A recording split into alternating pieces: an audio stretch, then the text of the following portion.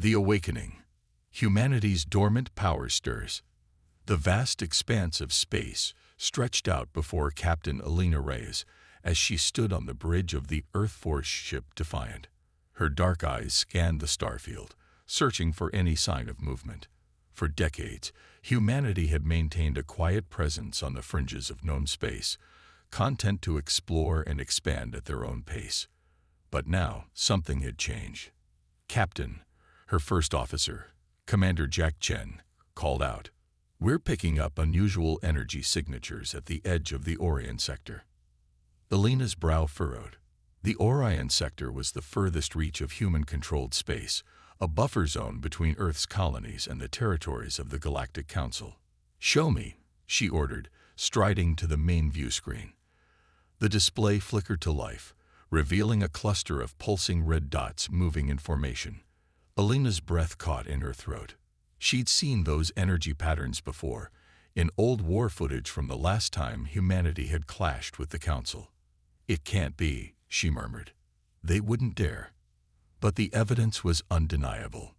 The Galactic Council, in all its arrogance, was pushing into human space once again. Alina's mind raced.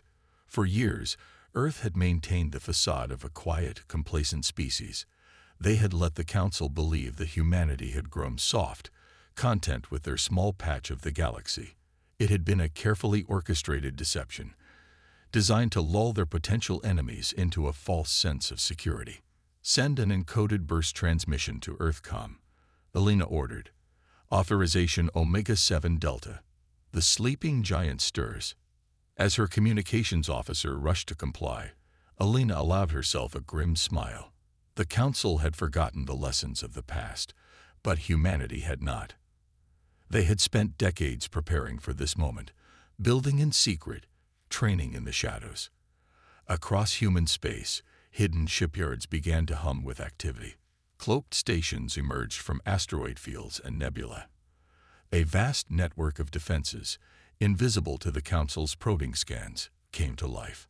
On Earth, in a bunker deep beneath the Rocky Mountains, General Marcus Holt received Alina's transmission. His weathered face set in determination as he activated the global defense grid. "Alert all commands," he growled. "Operation Phantom Sentinel is now active." In cities and colonies across a dozen worlds, men and women who had lived ordinary lives felt the call. They were the sleeper agents, the hidden warriors who had trained in secret for years. Now, they shed their civilian identities and stepped into roles they had been prepared for since childhood. On Mars, Dr. Aisha Okafor put aside her research on terraforming and accessed a hidden compartment in her lab. Inside lay advanced weapon designs, the fruits of years of clandestine development.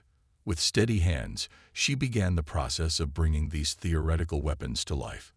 In the asteroid belt, miner John Takahashi received a coded message on a device he'd kept hidden for a decade.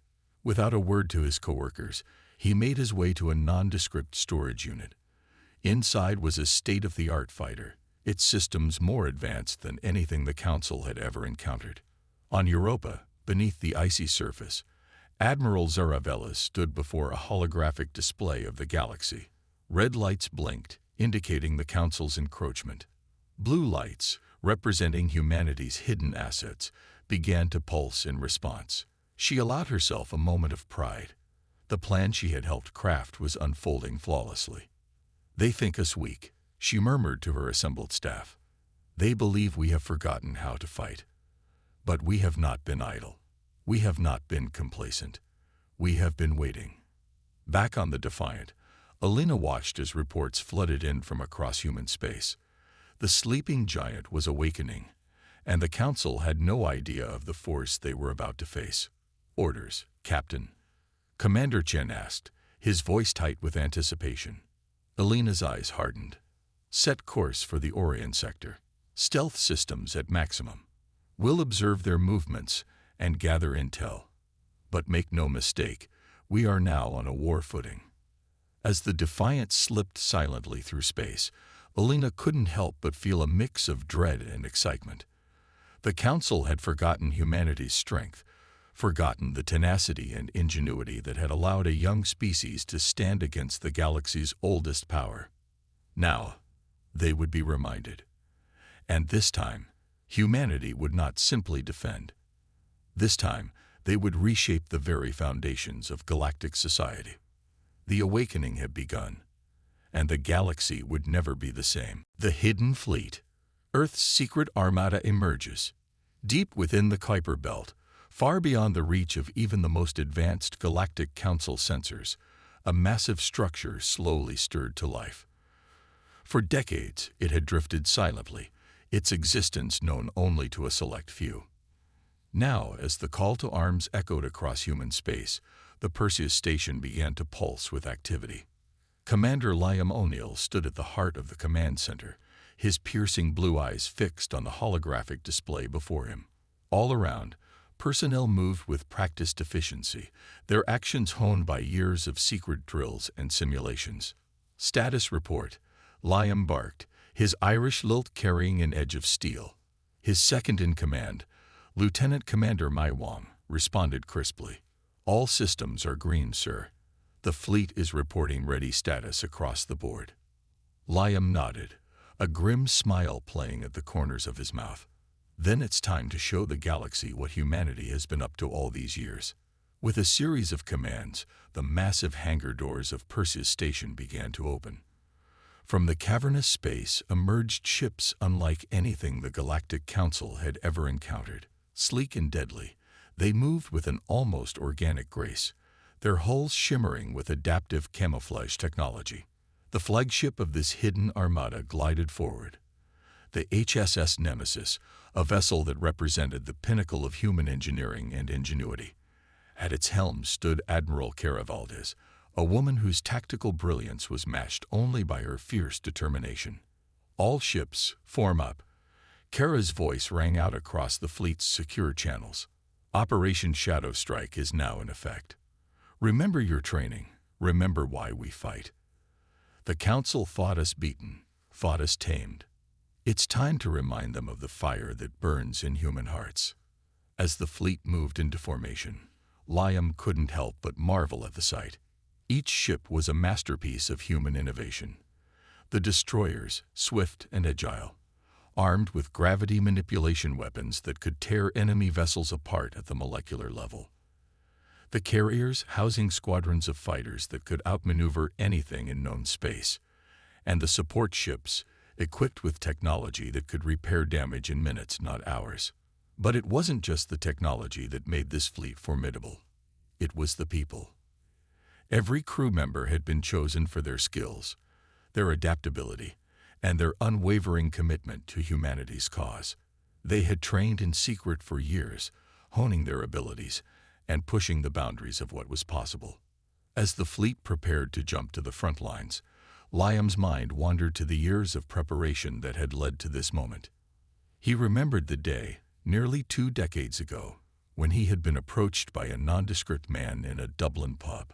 The offer that had been made, the glimpse into a world hidden from most of humanity, the choice to leave everything behind and dedicate his life to preparing for this day. He thought of the countless others like him, the brilliant scientists who had worked tirelessly in hidden labs, developing technologies that would make even the most advanced council ships look primitive. The strategists who had spent years analyzing every scrap of data on council tactics, devising counters to their every move. The soldiers and pilots who had trained day and night, pushing themselves to the absolute limits of human endurance. All of it had been for this moment, the moment when humanity would reveal its true strength to a galaxy that had dismissed them. On the bridge of the Nemesis, Admiral Valdez gave the order. All ships, prepare for quantum jump. Our first target is the Council's forward base in the Orient sector. Let's remind them why they feared us in the first place. In perfect synchronization, the fleet engaged their quantum drives. Space itself seemed to bend and fold around them as they leaped across vast distances in the blink of an eye. The technology, reverse-engineered from captured council ships and vastly improved upon, would give humanity a crucial edge in the coming conflict. As they emerged from quantum space on the outskirts of the Orient sector, The fleet immediately went into stealth mode. Their adaptive camouflage technology, combined with advanced sensor jamming systems, made them virtually invisible to Council detection. Admiral Valdez's voice crackled over the comm once more. "Remember, people, this is not just about defending our territory. This is about reshaping the balance of power in the galaxy. The Council has ruled unopposed for too long, imposing their will on younger species. Today, we begin to change that." Across the fleet, crews readied themselves for battle. In the fighter bays, pilots climbed into their craft, each one a marvel of human engineering. These weren't just machines. They were extensions of the pilots themselves, neural interfaces allowing for reaction times that would seem impossible to outside observers. On the Nemesis, Weapons Officer Lieutenant Zara Chen ran final checks on the ship's main armament. The quantum disruptor cannon, a weapon that could literally unmake matter at the subatomic level, hummed with barely contained power. It was a weapon of last resort, one that represented both the pinnacle of human scientific achievement and the terrible necessities of war. As the fleet moved silently towards their target, Liam felt a mix of emotions: pride in what humanity had accomplished, determination to see their plan through, and a touch of sadness for the conflict to come. But mostly, he felt a sense of righteous anger. The Council had pushed them to this, had forced humanity to reveal its hand. Now they would learn the cost of their arrogance. They would learn that humanity was not to be underestimated, not to be dismissed. They would learn that the spirit that had driven humans to reach for the stars had not dimmed, but had only grown stronger in the face of adversity. As the Council's forward base came into view, Admiral Valdez gave one final order: "All ships, weapons hot. Prepare to decloak on my mark. Let's show the galaxy what humanity can do." In that moment, as the hidden fleet prepared to reveal itself, the fate of the galaxy hung in the balance. The Galactic Council was about to receive a stark reminder of humanity's strength, and nothing would ever be the same again. The hidden fleet was no longer hidden. The time for secrecy was over. Now it was time for action. First contact. The initial clash. The Galactic Council's forward base in the Orion sector was a hive of activity. Massive ships docked and undocked in a carefully choreographed dance, their hulls gleaming in the light of the nearby star. Council officials moved about with an air of supreme confidence, certain in their dominance of this region of space. None of them noticed the slight shimmer in the void, the almost imperceptible distortion that heralded the arrival of humanity's hidden fleet. On the bridge of the HSS Nemesis, Admiral Cara Valdez's eyes narrowed as she surveyed the Council's forces. "They've certainly made themselves at home," she muttered. Then, her voice rising with authority, she gave the order that would change the course of galactic history. "All ships, decloak and engage. Operation Shadow Strike begins now." In an instant, the void erupted with activity. Human ships materialized seemingly out of nowhere, their stealth systems disengaging to reveal a force that dwarfed the Council's forward base. For a moment, there was stunned silence on both sides. Then, chaos erupted. The Council's command channels exploded with panicked chatter. "Unknown fleet detected. How did they get so close? By the ancestors, it's the humans." Before the Council forces could organize a response, the human fleet struck. Fighters poured from the carriers, their neural-linked pilots moving with impossible speed and precision. Destroyers unleashed salvos of gravity manipulation weapons, warping space itself to tear Council ships apart. At the heart of the human formation, the Nemesis brought its main weapon to bear. The quantum disruptor cannon fired, a beam of pure destruction lancing out to strike the Council's command station. For a moment, the massive structure seemed untouched. Then, it simply ceased to exist, its very atoms unraveled by the power of the human weapon. On a Council battlecruiser, Supreme Commander Zexlor of the Kelvoros species stared in disbelief at the destruction unfolding before him. "Impossible," he whispered, his 4 eyes wide with shock. The humans were supposed to be weak, complacent. His second in command, a towering Nardwual named Krita, growled in frustration. "We underestimated them. Sir, these are not the same humans we faced decades ago.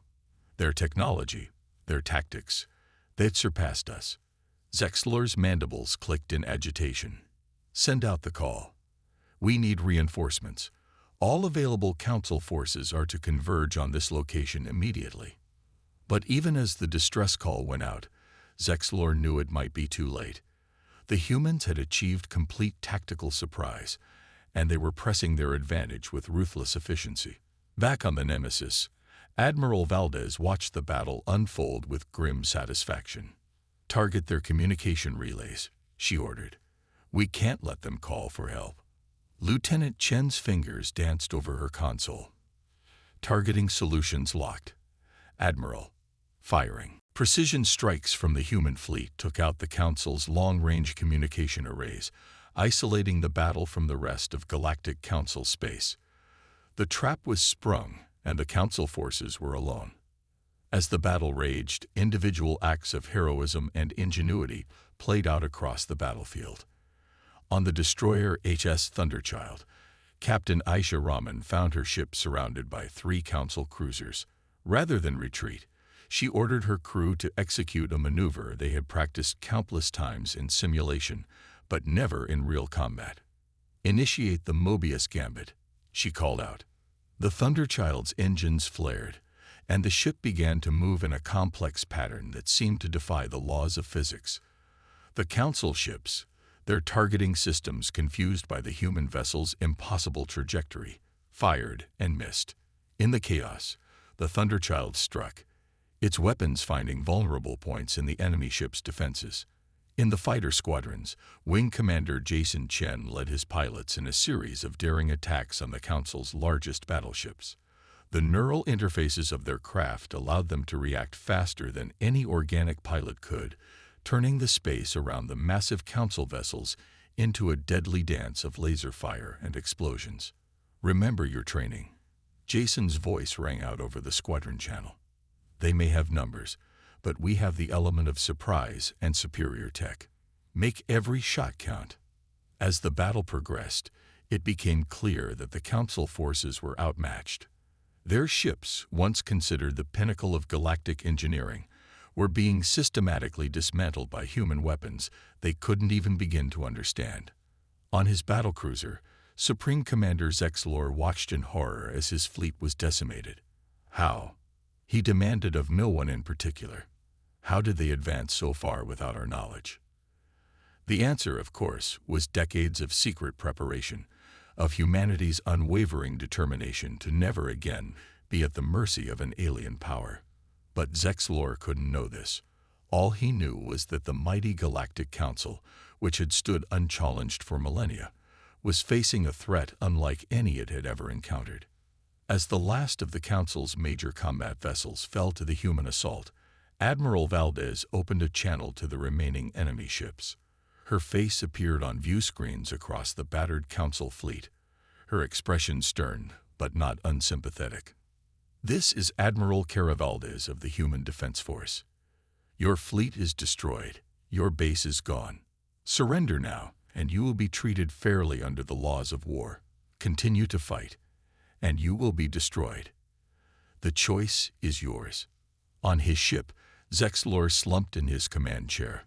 The choice was clear, even if it went against everything he had been taught about the Council's supremacy. "Send the surrender signal," he said, his voice hollow. "There's no point in further bloodshed."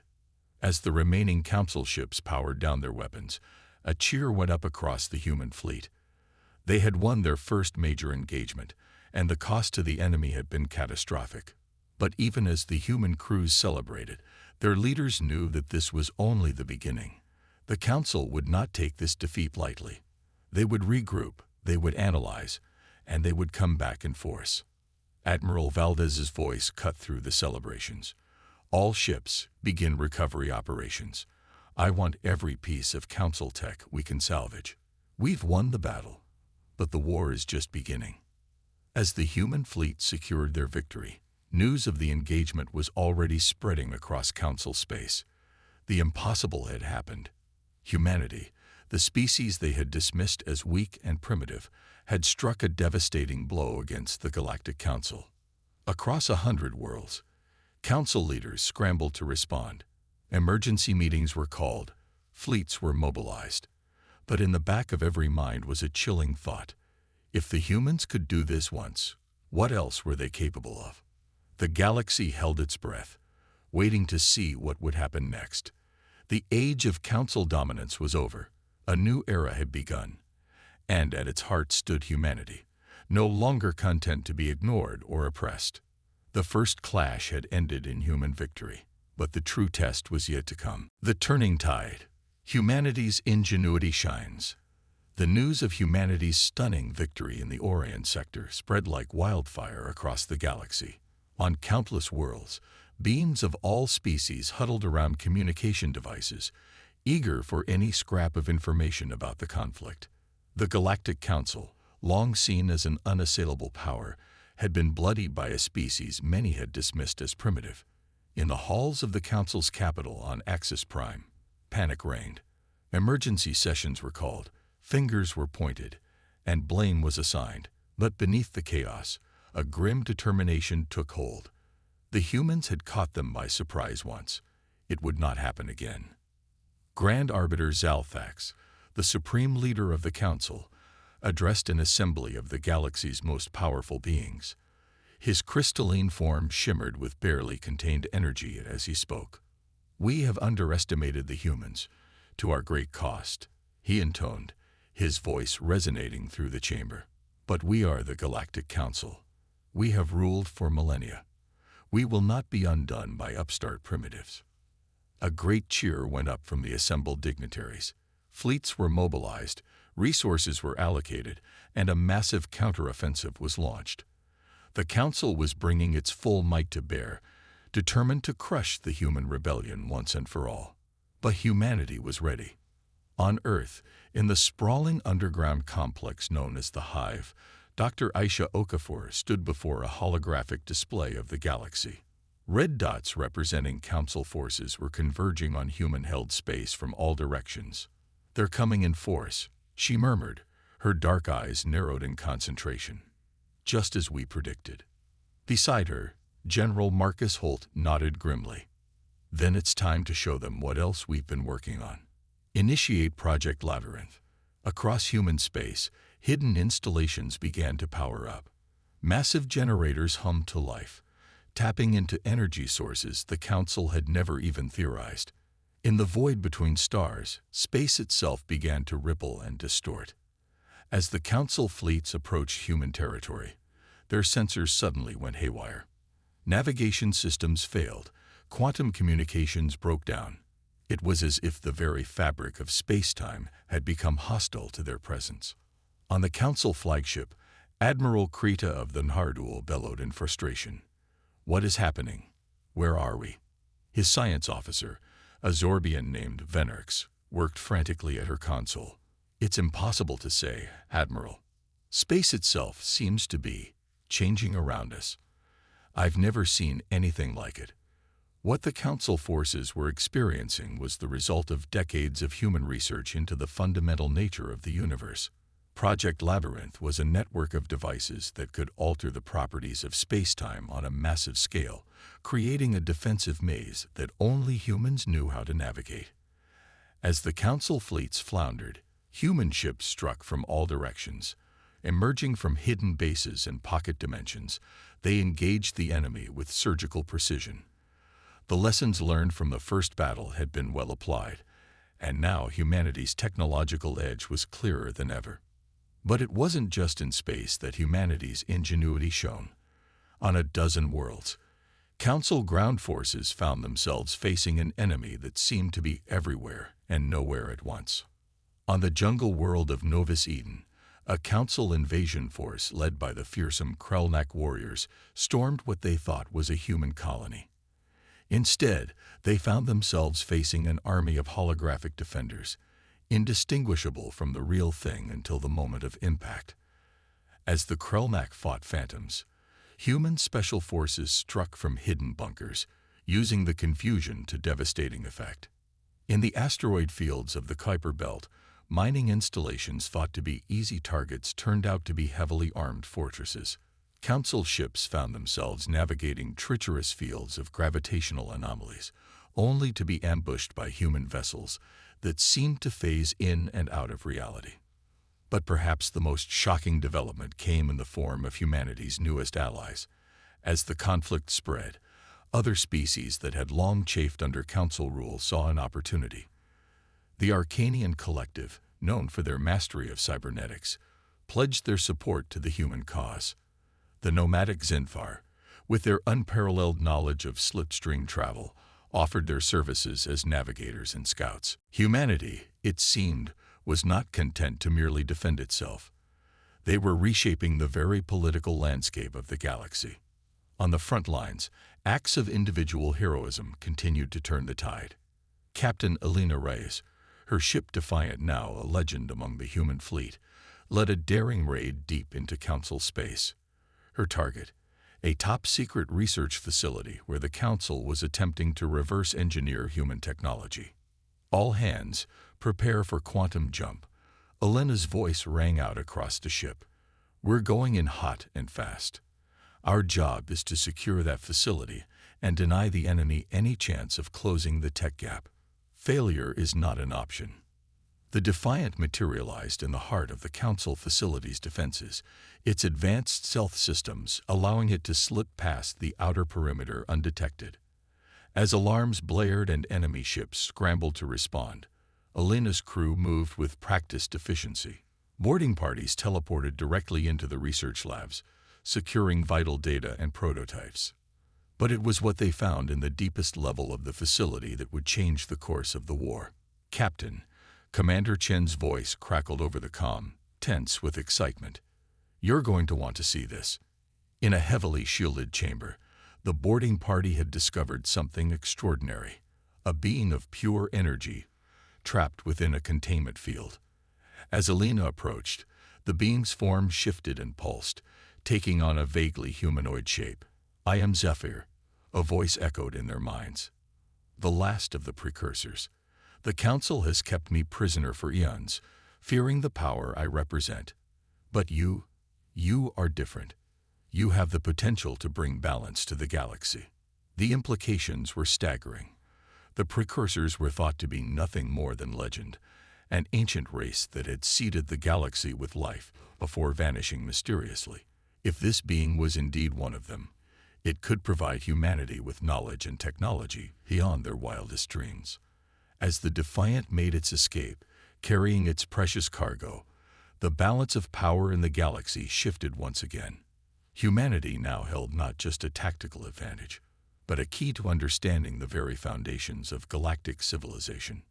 Back on Earth, as news of the precursors' rescue spread through the upper echelons of human leadership, a sense of cautious optimism began to take hold. They had faced the Council's counterattack, and not only survived but thrived. Their technology had proven superior, their tactics more flexible, and now they had an ally that could potentially unlock the secrets of the universe itself. But even as they celebrated their victories, Earth's leaders knew that the hardest part was yet to come.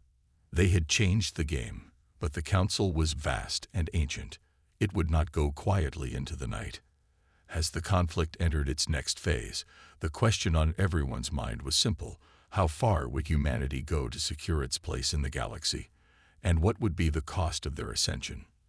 The tide had turned, but the true test of humanity's resolve was only just beginning. A new galactic order.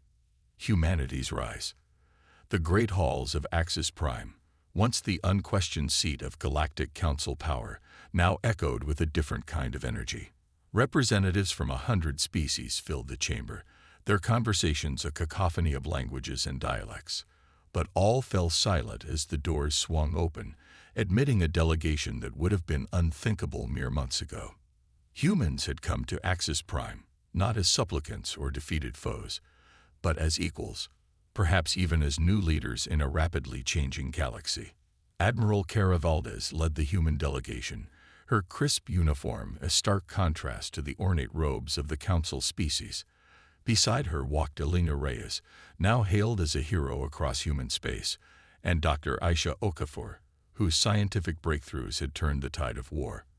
And with them, shimmering with otherworldly energy, came Zephyr, the precursor whose liberation had shaken the very foundations of galactic society. Grand Arbiter Zalthax, his crystalline form dimmed with the weight of recent events, called the assembly to order. "We are gathered here," he intoned, his voice carrying a note of resignation, "to negotiate the terms of a new galactic order." The negotiations that followed were unlike anything the galaxy had seen in millennia. The humans, armed with superior technology and the knowledge of the precursors, could have demanded unconditional surrender. Instead, they proposed a radical restructuring of galactic governance. "We do not seek to replace one tyranny with another," Admiral Valdez declared, her voice firm but not unkind. "Humanity has tasted oppression, has known what it means to be deemed lesser. We will not inflict that fate on others." What emerged from days of intense debate was a new framework for galactic cooperation. The Galactic Council would be dissolved, replaced by a federation of equal species. Each member race would have a voice, their unique strengths and perspectives valued. It was a vision of unity in diversity, of progress through cooperation rather than domination.